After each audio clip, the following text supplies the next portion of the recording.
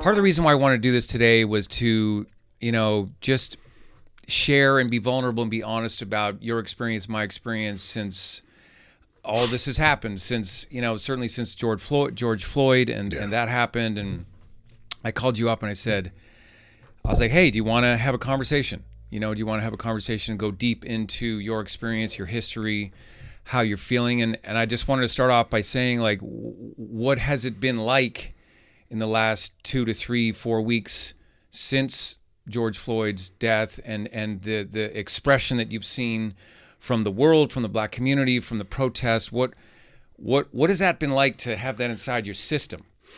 It's been very interesting. I mean, in one aspect, it's been interesting in the fact that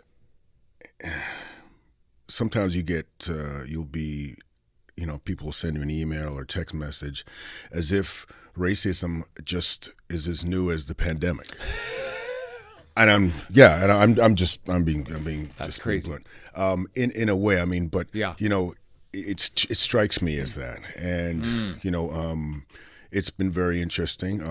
Honestly, for the past 2 to 3 weeks, every night I've cried. I've watched the news and wept, and just because each time that when I was younger, when I would be confronted with racism, you never know where it's coming from. You never know. You could be walking down the street and all of a sudden, hey, nigger, and you have to realize, what did I do something? Or oh, I'm in a fight now. Oh, okay. It's such a weird thing. So and I would take those things, I would call them grenades. So I would take the grenade and I would swallow it, because is this worth getting in a fight for or not? But after a while of swallowing so many grenades, there's only so much room. So now in these past 3 weeks, all these grenades that I've swallowed over these years are slowly coming out. Yeah. And that is in not so much anger, but just I kept the anger, but I swallowed the fear and the pain. And now this fear and the pain of all the stuff that I put away is coming out, and it's a lot harder coming out than it, and I realize now, than it was going in. There's like a price to pay with each one that you were sort of like as you were a kid, and like. Yeah. So. I wanted to ask you what, like you were mentioning being a kid and hearing these words or whatever was going on, or racism around you, or directed at other people, or at what point did you, and forgive me if I get emotional, because I probably will during this, because this. This is why I'm here, because you're one of the many people that have contacted me, but I specifically wanted to sit down and talk with you because I trust you. Thank you. At what point did you kind of like wake up, so to speak, to, oh, hang on a second, something's going on here? Hold on, that's something's directed at me. Wait a minute. Why am I being involved in this situation? I'm feeling an energy. Like, was there a point when you kind of were like, this is not right? What you mean, when I was younger? Yeah. It was when that started happening when,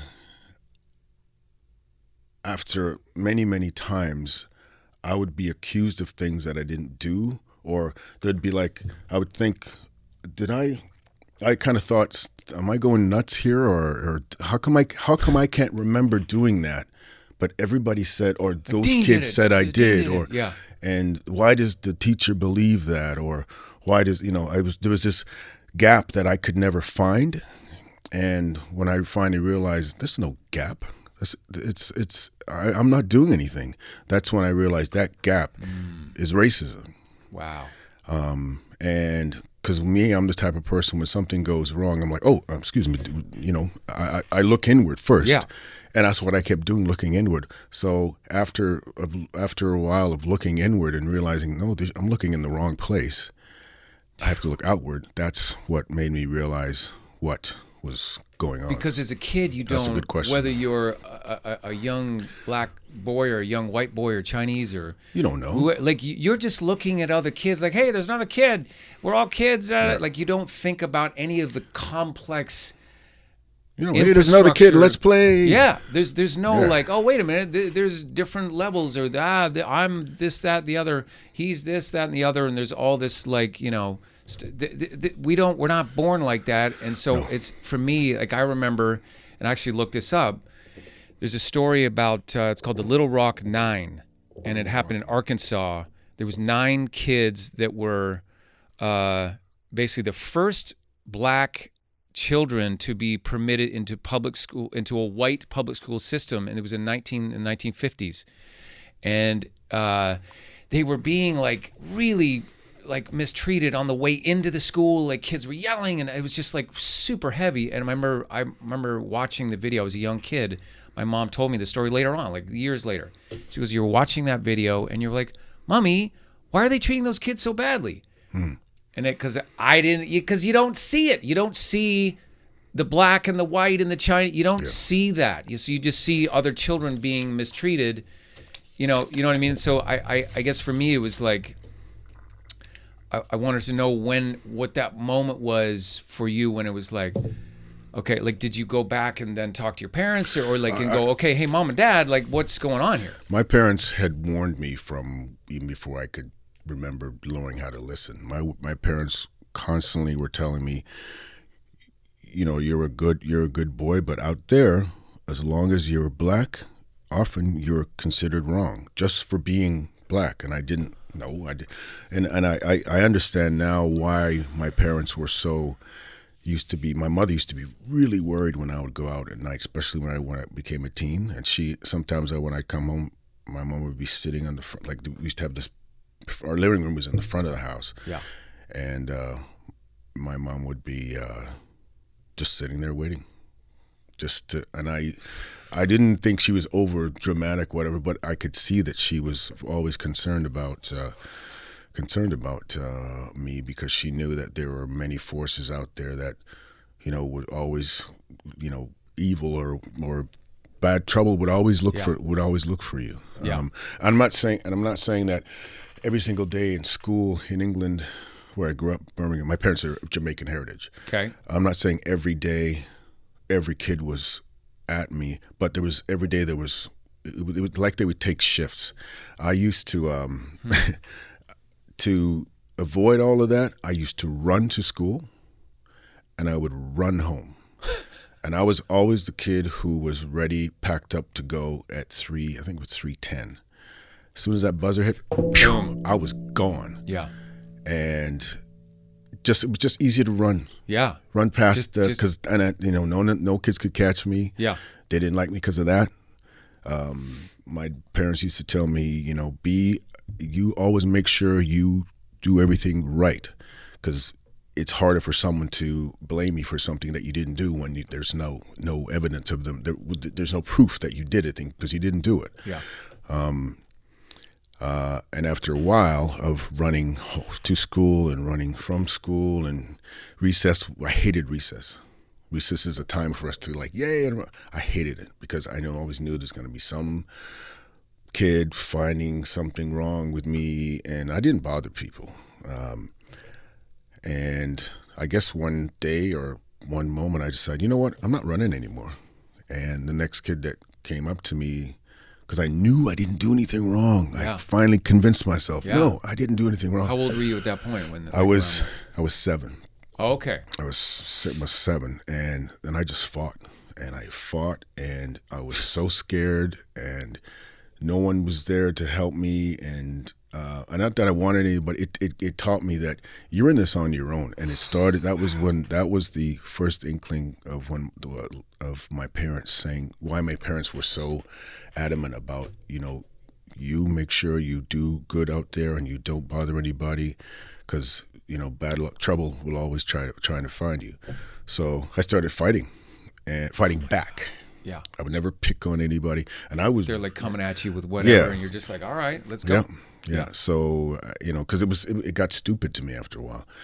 And then I started to learn how to just defend myself from, not to be a fighter, but to be a protector of myself. Yeah.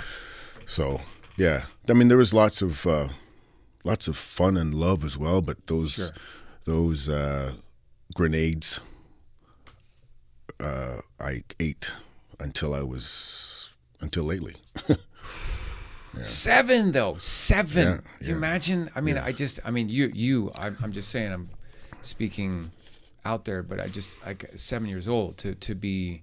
It's a lot. To feel alone and to be like, all right, I got to fight and I'm going to stand up for myself, and I'm going to go, like, I'm going to just, it's not me. I'm not the problem, and I'm going to fight back. And that's a lot to process for a 7-year-old. It is. To do. It is. Like, I mean. It is. And did your parents or did you, with your parents, have conversations later on when you were a bit older to kind of go, okay, like, let's really get into this conversation about what is going on, the racism that's being directed towards us as a family and people out there in the wild. What is this energy that's coming towards us? Yeah, it wouldn't. It was. I wouldn't necessarily say it was that. It was like that. It would be more in just whenever my parents felt a moment of they needed to inform me, they would do it on the spot. I'd be reminded when I was going out as a kid, or when I was older. But there was no organization of, there was sometimes the police used to bring my father used to drive the buses. Yeah. The double deckers. Oh yeah. He was a bus driver, and often. He never missed a day of work. My dad was a hard worker. I come from really good, hard-working people. Yeah. And my father would often be brought home by the police because of racism within the workplace and stuff. And wow. Yeah, it's just, but it's a really interesting thing. It's like racism. It was described, or Kareem Abdul-Jabbar gave an analogy the other day about racism, and he explained it like this: that about America. America is this big, beautiful bus. Think of America as this big, beautiful bus, and in the front seats, the seats are big and beautiful. There's air conditioning and the windows are wide. And as you start to go back to the back of the bus, the seats get smaller. Instead of 2 seats, there's 3 that are crammed in. And it's a little darker, and that's where the toilet is. And the exhaust fumes from the bus are leaking into the people in the back, and they're coughing and they're sick and they're they're complaining and things like that.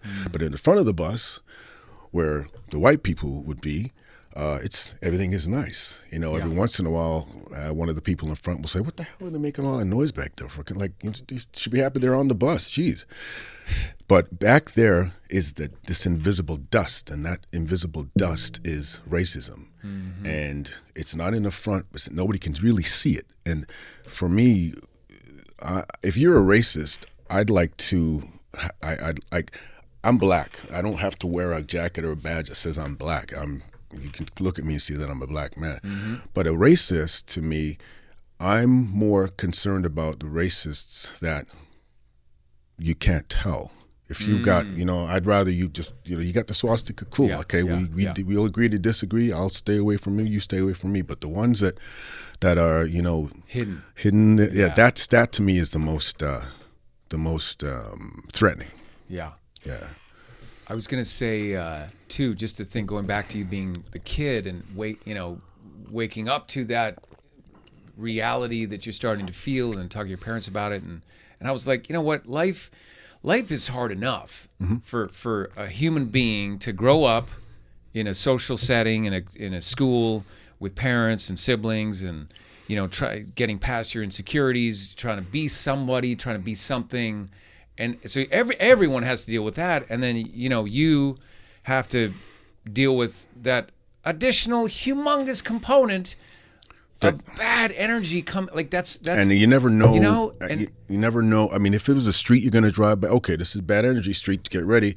You never know where or when. Often when I was in a fight, I'm always the last to know I'm in a fight.